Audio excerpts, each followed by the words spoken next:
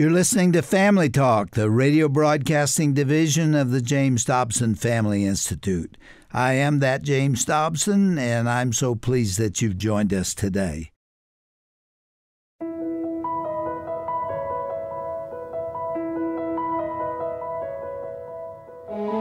After the U.S. Constitution was finalized, a woman asked Benjamin Franklin, "What have you given us, a monarchy or a republic?" Franklin quickly replied, "A republic, madam, if you can keep it." This is Family Talk, a production of the James Dobson Family Institute. Today you're going to hear the conclusion of Dr. Dobson's interview with New York Times bestselling author Eric Metaxas as they discuss his book, If You Can Keep It, The Forgotten Promise of American Liberty. Eric Metaxas is an author and also the host of his own popular radio program on the Salem Radio Network. During the next half hour, he'll be highlighting Minister George Whitfield's impact on the early colonies' view of freedom and liberty. Dr. Dobson and Eric Metaxas will also explain how faith, morality, and law all work together in a democracy. With all that said, let's get to their conversation right now on this edition of Family Talk. Well, Eric, I can't wait to get started talking about your book again. This is an outstanding text. I do hope that our listeners will go out and get a copy of it and share it with your children. Tell me if teenagers and junior hires can understand what you've written. Well, there. The original title for this book was Letters to a Young American, because I said, we have to communicate these ideas. These basic, fundamental ideas must be passed on to the next generation. So yes, young people can read it depending on their aptitude level or their interest level, but it's not a tough read. And there are a number of wonderful stories in it. I mean, the story of Nathan Hale and the story of Paul Revere and the story of Washington in 1783. We have got to pass these stories on. They are so beautiful, and they're just undeniably inspiring, but you've got to teach them to the next generation. So that's a big piece of what I'm trying to do here. I want you to talk about George Whitfield and the role that he played, because he died before the Constitution was written and before the Declaration of Independence. I think it was 1770. He died in 1770. And he had an enormous impact on this entire nation. I mean, listen, I actually say in the book that this is another one of these things that when I really understood this, I was embarrassed. I said, how is it possible that I have missed this, or that a lot of us have missed this? George Whitfield really paved the way for America to come into being. And now people who don't know who George Whitfield is, this man was an evangelist unlike any that has ever lived. I mean, he makes Billy Graham and Paul, the Apostle Paul, look lazy. This guy was preaching 4 times a day, every single day, for decades. I mean, the man was beyond anything that has ever existed. And you realize that he came to this country. He was a very young man in his early 20s, invited by the Wesleys. Charles and John Wesley, who were friends with him at Oxford, invited him. It's such a story. So he comes and he starts preaching, and no one had ever heard anything quite like it. He's preaching the purest kind of gospel of grace. And people who'd been used to kind of moralistic sermons, dour, fatiguing, depressing sermons that tell you what a wretch you are and, you've got to try harder. He was really delivering the sunshine of the gospel of Jesus. Thousands would come to hear him. Now, it's inconceivable to us. Thousands would come to hear him. And this man did this up and down the 13 colonies, all across on horseback, for years and years and years and years. So we learn that eventually 80%, now this is not a typo and I'm not misspeaking, 80% of every single person alive in the colonies had heard him in person, not on the radio. There was no radio in the 18th century. 80% heard him in person, and he became, if you can think of it, I would say the only celebrity who was not local. In other words, this was a man who, if you talk to somebody in Maine, in Connecticut, in New York, in Virginia, all the way down to Georgia, they all loved George Whitfield. They all knew about George Whitfield. He was a phenomenon. And this man was preaching the gospel of Jesus Christ. He wasn't just talking about anything. He was preaching the gospel. And at the heart of it, you touched on it before, the message was We have a direct relationship with the only King, Jesus. And therefore, we can question our earthly leaders. And if we're being ruled by a tyrant, we can overthrow that tyranny. We have no obligation as Christians to put up with it. So he laid the foundation for the understanding. He influenced the founding fathers. No doubt. And the ideas and the theology that he was expressing. I would say it's not so much that he influenced the founding fathers as he influenced the people, so that when the founding fathers put this together, they knew the people already got it. And they got it because of Whitfield, not because of Benjamin Franklin, not because of Sam Adams or John Adams or any of those guys. They got it because of Whitfield.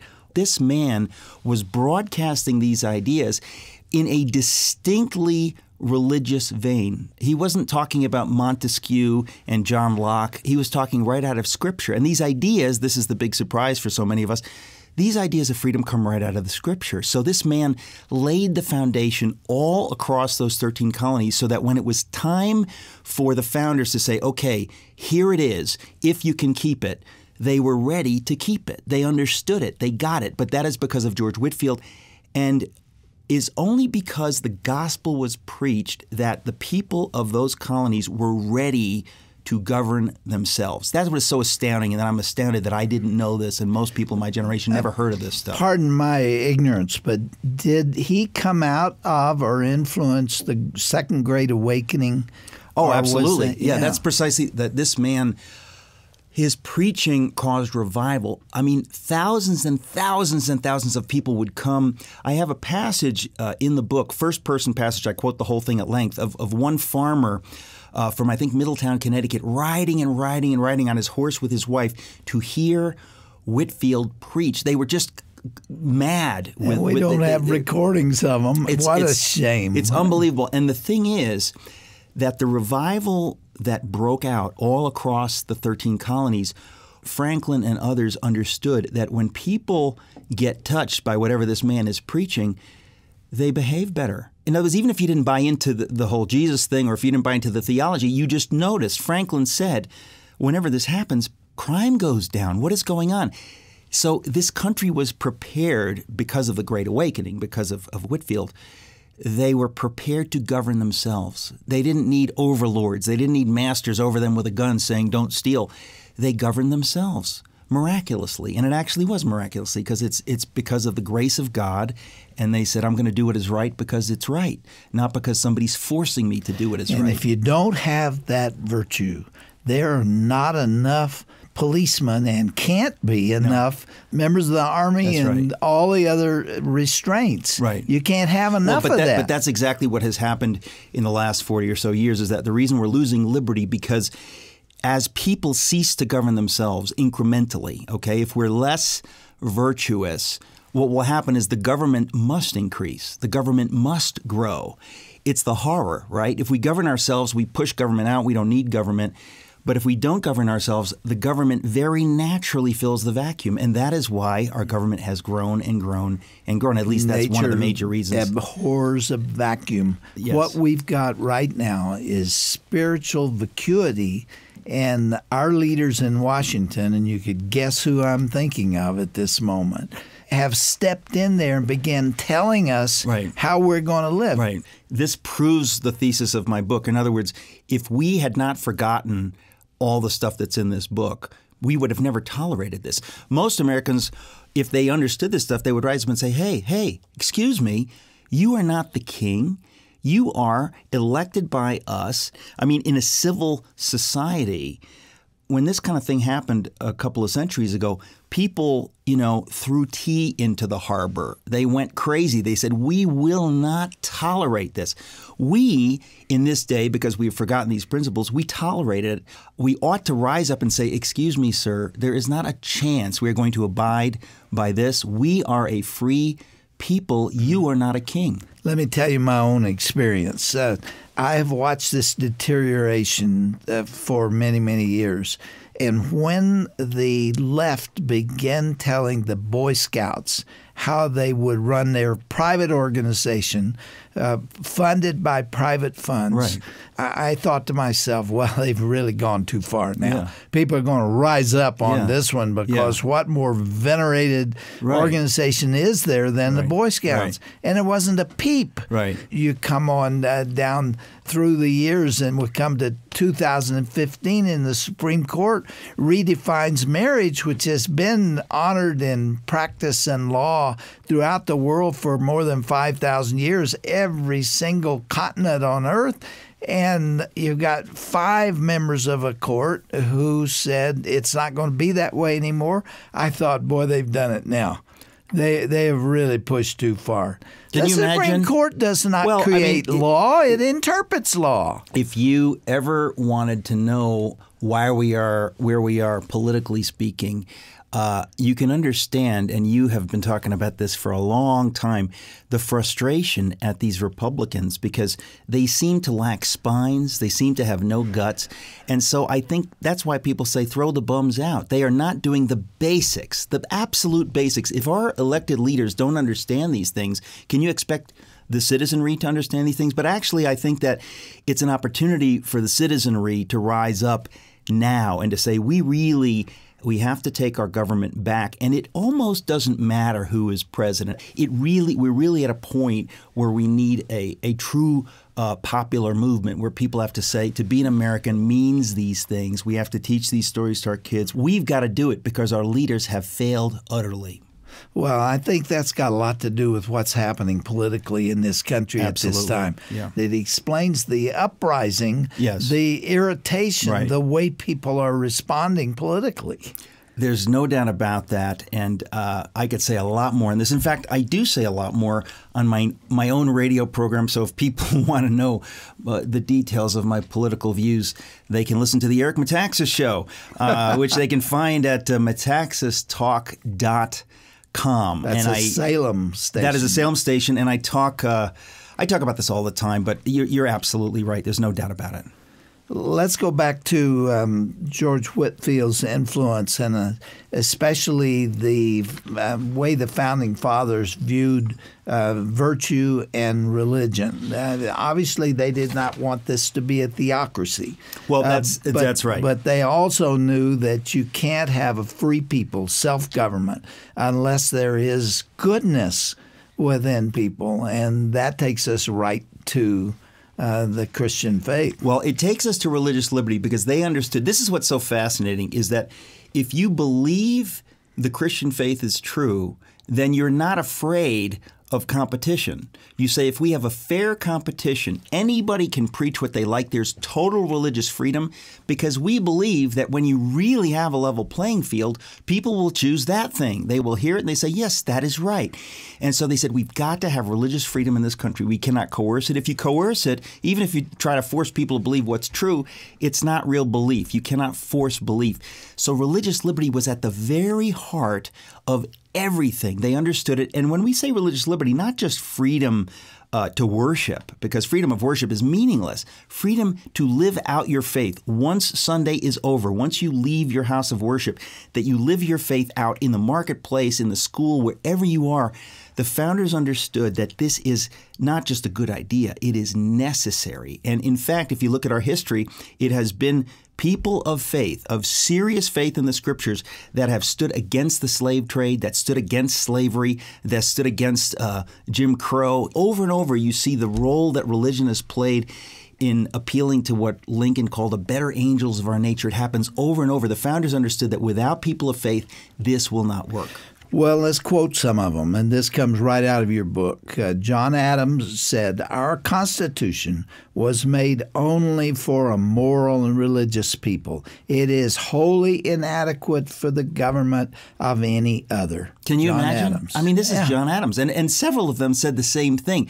They understood there is no way that this works. Now, again, this is our history. If we are not teaching our history, and if we ourselves don't know our history, how can we possibly continue? We are, I would say, I have said that we're at the end. It's like a cut flower that unless you are connected to your roots, you are dying. And this nation, for the last 40 or so years, as I keep saying, has been disconnected from our roots. These are our roots. This is history. You don't even have to like it, but you have to acknowledge all of the founders saw things this way. Yeah, but the far left denies that it ever was said. They don't want that. They become angry when they hear these quotes. Right. Well, this is why I'm trying to keep this book out of their hands. I'm trying to get it in their hands. Alexis de Tocqueville has another quote in your book: "America is great because she's good." Yeah. He didn't actually say that, but that's the substance of what he said. He was a Frenchman who came over here to see what in the world's going on in the New World. And that's his number one observation. Again, he didn't say it in exactly those words, but in so many other words, he basically observes that what makes America this amazing phenomenon of that day. I mean, he looks at it, they all looked at it, said, how is it possible that this nation is thriving 50 years after the revolution? It's thriving. And he saw that at the heart of it all was the churches, the people who believed in virtue, believed in helping others, all of these Christian ideas he recognized was at the heart of our success. We have to remember what was going on in Europe at this time. I mean, shortly before this, you have the French Revolution where people are beheading their leaders, and a war came out of that. Napoleon and what he wreaked on the people of Europe. And, of course, a little bit before that, in the 1600s, they had a civil war in Britain that wound up with the king being beheaded, King Charles I. So all of that chaos is going on in the rest of the world. And here these men are sitting in a civil way in the Constitution Hall and talking about freedom and liberty and self-government. I mean, that came right out of the Christian faith. And they all would have said, all of the founders would have said that God's hand was involved in this. In other words, even though the ideas come out of Scripture and everything, they believe beyond that, God was miraculously involved. I tell a number of stories in the book of these miracles that when you understand these things, you say, it really does seem kind of obvious that God's hand was on the creation of this nation. I mean, you can't prove it, but I think a fair-minded person says there is something here that goes beyond what people were able to do. Well, the best proof of it is that we've walked away from him now, and look at the chaos that we have. To my mind, it's strong evidence for this over and over again that we have been great because we have been good, and if we want to be great again, we have to be good. Honestly, we cannot make America great unless we, the people, understand this idea of what it means to be good, what it means to love our enemies. It doesn't mean we agree with them, but it's a whole different way of doing business that we have been doing since the beginning. We have been a different kind of country, and we need to understand what that means. Take us back to something you said in the first program, what we did yesterday, that I didn't focus on or discuss with you. I want you to elaborate on it. What is the Golden Triangle? The concept originated with our friend Os Guinness. I dedicate the book to him because I don't want him to sue me since I ripped off all of his good ideas. That's a joke. He's a friend, but he came up with this concept. Now, all the founders understood this, but they never referred to this phrase, the Golden Triangle of Freedom. That's his own coinage. But it says that freedom requires virtue, virtue requires faith, and faith in turn requires freedom. And that's the heart of how this works. If you want to have true freedom, self-government, you have to have virtue. People will not govern themselves. They will need to be governed from above unless they have virtue. But if they have virtue, they can have freedom. Where does virtue come from? Virtue comes typically from faith. There's just no question about that. Even if you have faith in some larger order and God's not involved, there's no question that people aren't just virtuous because they're nice people. It has to come from buying into something. And in, most of the cases, it's people's Christian faith. All right. That leads us to this most important question. Where is America going? It seems to me we have two choices. One is revival, with the majority of the American people recognizing that we have forgotten not only all of these principles, but the God who gave them to us. And the other is revolution. Is there a third choice? Yeah, there is a third choice. The third choice is to just die with a whimper. A bang would be a revolution, or a bang would be a revival. A whimper, to quote T.S. Eliot, would be to slide into becoming America in name only, in quotes. We become America and we become a socialist country like Europe. We fade from history and we become a great nothing. To me, that is so horrifying. And that's, I mean, again, Dr. Dobson, that is why I wrote this book. It's a cri de coeur, a cry from my heart for this nation that I love. Does the third approach work? Because there's already so much anger and hostility. People are killing each other in Chicago and other places. Well, this is the thing, is that, you know, these things are in God's hands. But on the other hand, I'll say this. The Lord put these things in our hands. We have the ability. And when I say we, I mean specifically the church. God says to his people, you do what you like, but here's what I would like you to do. And if you do what I ask you to do, the nation will be saved. And when we're talking about America, let's face it, we're talking about the whole world. We have been a beacon of light and liberty to the entire world. So if you care about people in third world countries, you need to care about America. And I really do believe that it's going to be the church first. Now, everything that's in this book is for everyone. It's not just for Christians. And I really believe we kind of need both. In other words, we need civic education, and that has nothing to do really with private faith, or at least let's say it's not directly connected. But you need both. You need revival, and then you need civic instruction. Everyone in America should be able to read this book and say, yes, we have forgotten this. We need to teach this. And then the level of faith, that's up to people and their families. But you know and I know that unless there is a holy remnant and unless there is revival, none of this other stuff can be sustained. So it's a book I've written for believers and non-believers, because I think that historically, even if you aren't yourself much of a believer, you look at this and you say, historically, this is true.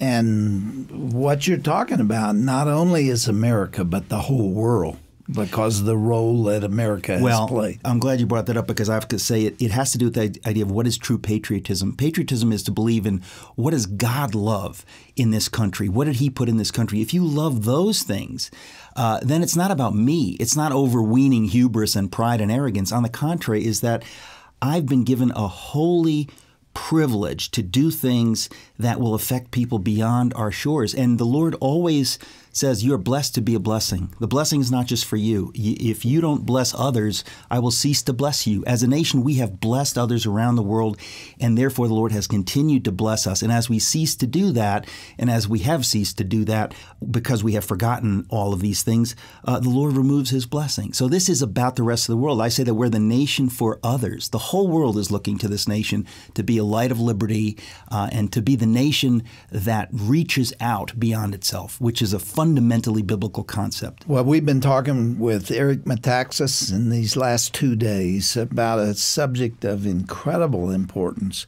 I've said this before, but I'll say it again, that I think this is the most important program that we have broadcast in many years, because it relates to the very foundation of this country. And the title itself says it all, If You Can Keep It, which speaks to the fragility of freedom and liberty. And the subtitle is also extremely important, The Forgotten Promise of American Liberty.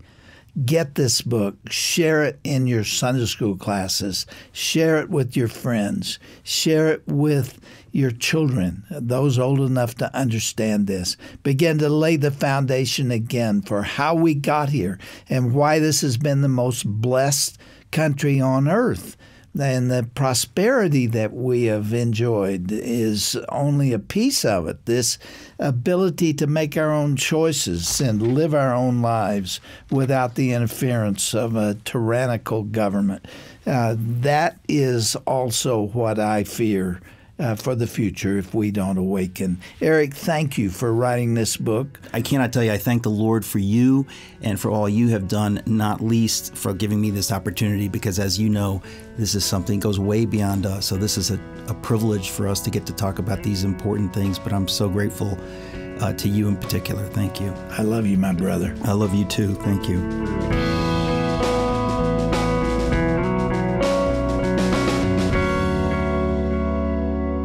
What an important reminder to focus on the heritage of our American liberty. We challenge you to develop your own knowledge of our country's history and then share it with your own children.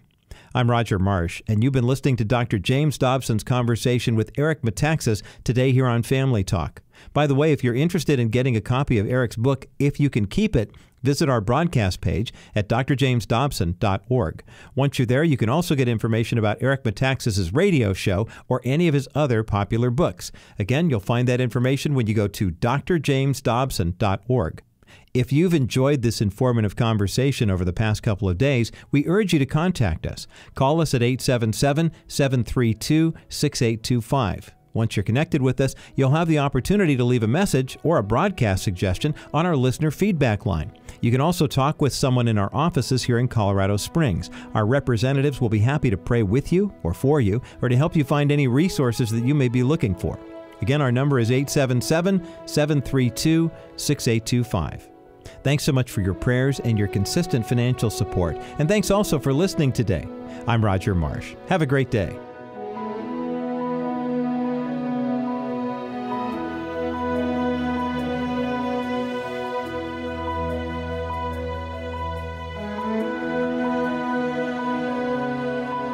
This has been a presentation of the Dr. James Dobson Family Institute.